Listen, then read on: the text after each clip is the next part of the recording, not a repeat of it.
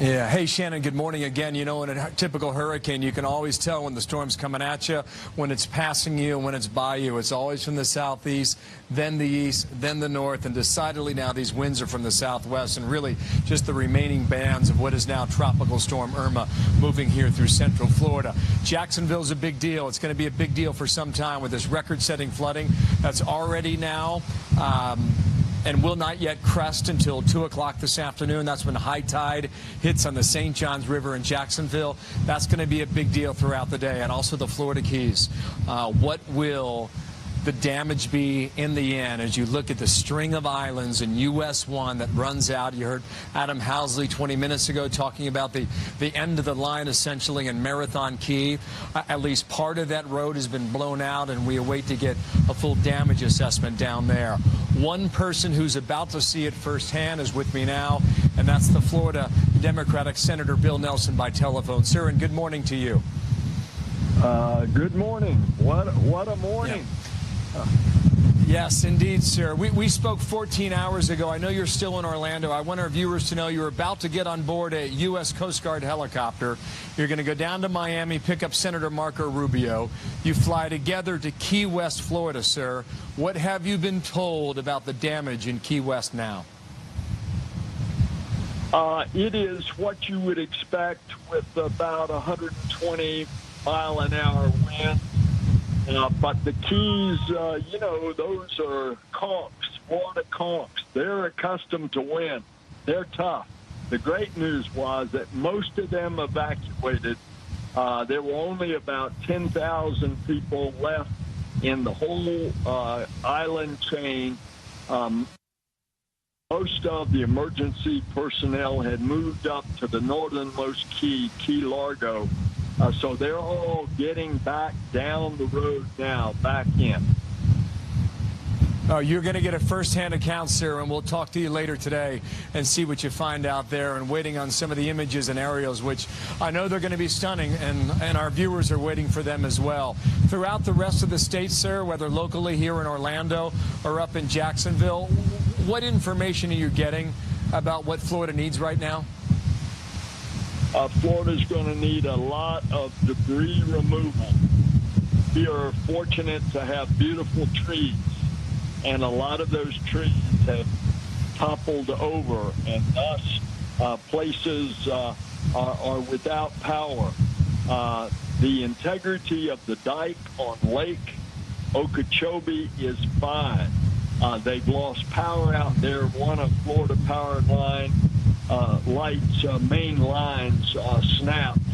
So there is a lack of power out there in western Palm Beach County near Lake Okeechobee. But there was no problem with the water pressure on the dike. And wow, I'm that very is certainly proud. Good news. Yeah, keep going. Yeah, I'm proud of Floridians. Floridians obeyed the instructions. Floridians came together. People are helping people. I had no water here going in, any bottled water. One of my neighbors came over and gave me water ahead of the storm. That's the kind of spirit that is going on here in Florida.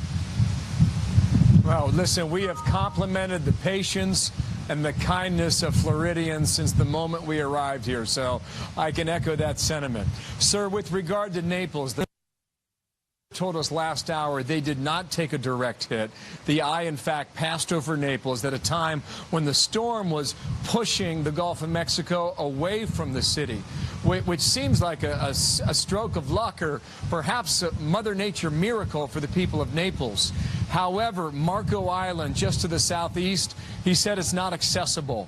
Have you heard about the extent of damage on Marco Island, sir, or not? I don't have an up-to-date report, but the phenomenon that you just mentioned happened in Naples, Fort Myers, with the Caloosahatchee River, as well as Tampa Bay. The water pushed out of those bays into the Gulf because of the east to west winds. What we feared was the eye of the hurricane was going to stay right out in the Gulf, and therefore when the eye passed, the water came rushing back in with a huge tidal surge.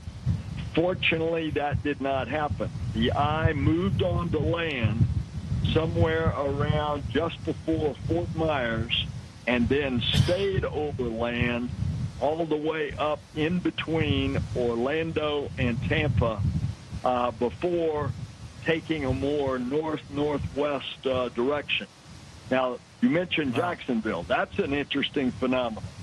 All the drainage going into the upper St. John's, and this is a river that flows from south to north. East of Orlando is the upper St. John's. That, of course, is filling up because of all the rain. But because of the counterclockwise winds, it's going from south to north, therefore pushing the river water north to the mouth of the river at Jacksonville. And then that's meeting a high tide coming from the Atlantic, and you get that phenomenon of all the high water in Jacksonville topping the riverbanks, getting into downtown Jacksonville. Wow, that is great information. We really appreciate that. Yeah. Senator, you know, for the people in Jacksonville, right, for the people in Jacksonville, I mean, they are getting unlucky, but the previous description for the West Coast that we watched yesterday, whether it's in Naples or up through Fort Myers or Sarasota or St. Peter, Tampa, that is... The parting of the seas there is biblical, Senator, and thank you for joining us now, and good luck to you down in Key West. Those folks down there took a big hit from this storm, and we'll speak to you a bit later. Senator Bill Nelson by telephone here. Good luck in Orlando. We'll be heading down to Key West, John, a bit later with Marco Rubio, and we'll get a first-hand account a bit later today. Back to you now. Yeah.